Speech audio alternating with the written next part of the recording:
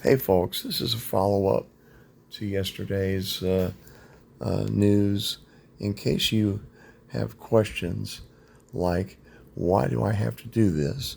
Or why do I have to do this now? And as a reminder, these videos are being shared with you privately. Do not share the news or the videos with anyone unless my wife or I has specifically asked you to. So, why do I have to do this now? My body is failing. I'm going to be dead soon anyway because dialysis is unable to keep up with the amount of fluid removal necessary to prevent fluid buildup in my chest, which would land me back in the hospital for yet another chest tube and who knows how many weeks, which result in who knows how much muscle loss again, which would land me in inpatient rehab again. And it's a complicated dance with this dialysis. It's all related to, your blood chemistry and blood pressure. And, a recent hospital stay was only able to get that amount of fluid off by dialyzing me nearly every day. Of course, I was in a hospital. I had nothing better to do than go to dialysis.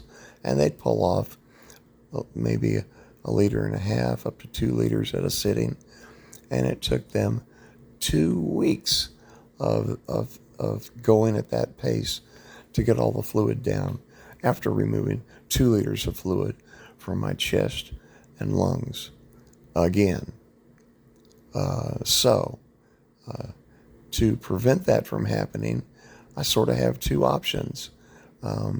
I could look into outpatient dialysis going 5 days a week, which would leave me no life because in addition to the transportation there and back, dialysis, even the normal liter and a half, 2 liter dialysis, leaves me feeling like crap,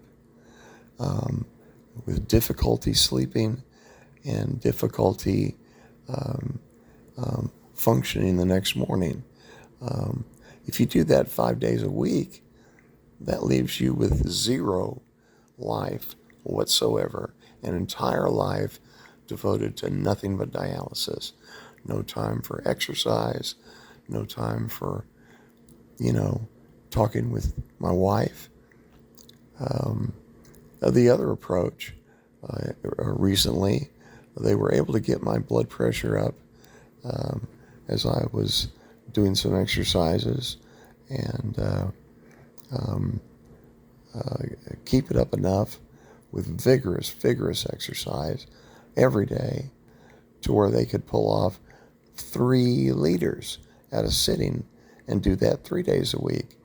Well, that also pretty much takes my entire week, and here's why.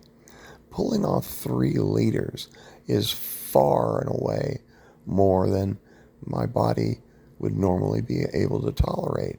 And so I get back to the room after dialysis completely wiped out on a scale much more than a normal dialysis.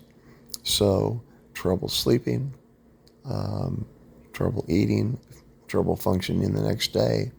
So I have 2 choices which effectively dominate my entire life with dialysis and no time for anything else. It would require certain diets for me to really control it better, but I can't eat more than a few bites at a time because of the gastroparesis. And that led to the feeding tube. So my choice there is to, do what I can, eat what I can, and try to maintain some calories eating, which is what I was doing before the recent hospitalization, or stay on the feeding tube, Well, between the feeding tube maintenance and the dialysis, that is now 100% of my time lost to those two medical procedures. And to do that at home would mean, leaning on my wife much more than I have already leaned on her this year, or having medical professionals in and out of the house every day to help configure this stuff. So that brings me back to my decision. I arrived at this rehab hospital and went into the gym for my first therapy day. And I looked down at this beautiful little one-block park. It's not really a park, right adjacent to 32nd Street, and the live oak trees and the pecan trees and streets that I walked my entire life. And I said to myself right then, I'm home. I am never going back to any hospital ever again. And I'm talking about medical hospitals.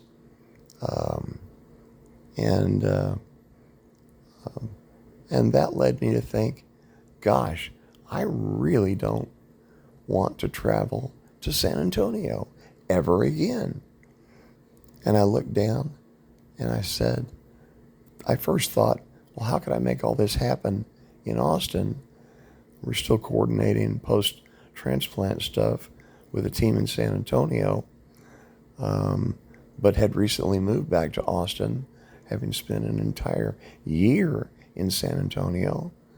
And I just decided to myself right then and there, I am not leaving Austin. This is where I spent my entire life. These are streets that I grew up on and walked and am intimately familiar with. I felt like I was home, and I felt like I never wanted to see the inside of a medical hospital again. So that I realized, gosh, if I'm going to work towards a kidney transplant, something which would no longer be possible anyway, because my body is having such a hard time tolerating the dialysis and everything that's going with that, I just decided I can't go back. I can't work towards a kidney transplant that I cannot have, because I'm not going back to any hospital again. And that led me to think, well, why continue with the dialysis and the drudgery? And I started asking questions up here about, what does hospice look like, and approximately how long it would take me to pass away after starting or stopping dialysis.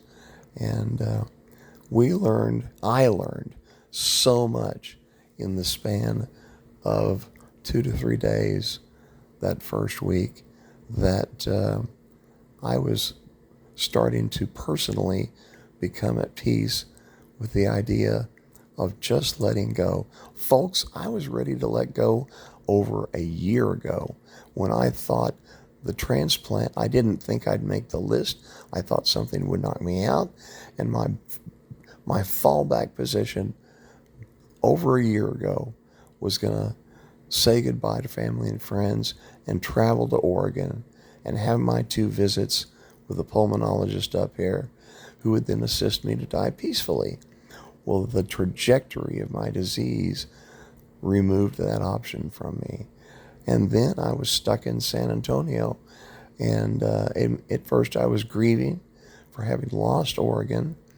And after a while I found acceptance and said, okay, I'm along for the ride. And they said it would be tough, but I had no idea how tough it would be. And I believe that my experience was tougher than many people have post-transplant and post this type of transplant specifically.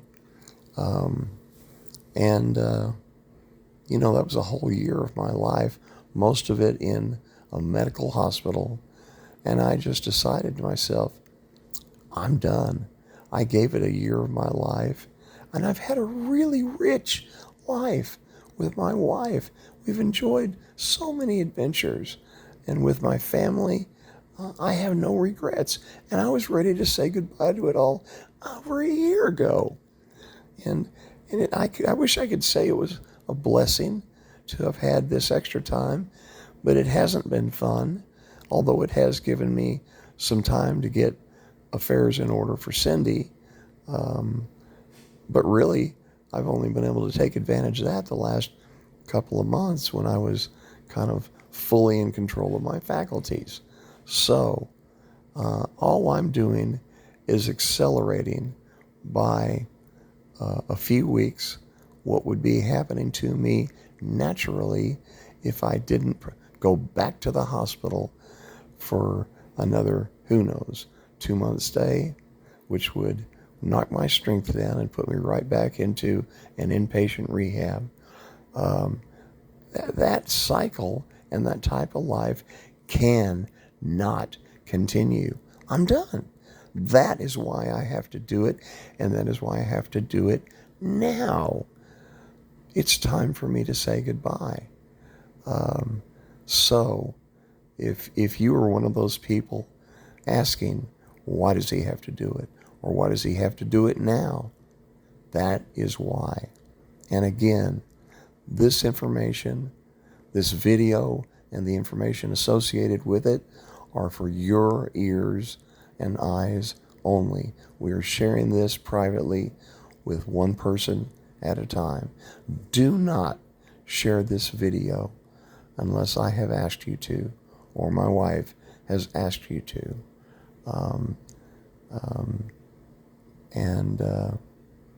For those of you who are friends and family, I love you, and that's probably the only reason you're seeing this right now. It's going out to a far fewer number of people than the original video. And folks, on YouTube, there are 3 categories of privacy settings that you can choose. You can choose public, where it is searchable. You can go on to Google and you can search my name, or you can go to YouTube and search my name and find all of my public facing videos. This one and the one yesterday are not public. You can search on Google, you can search on YouTube, you will not find them, only if you have the link. Now, I'm considering this private in the sense that I am privately sharing it with you. There is the most onerously restrictive of settings in YouTube called private, but it is so difficult to manage, I'm not going to use it. Instead, I'm only going to send this link to specific people. So you folks are the linchpin in the communication chain. Thank you.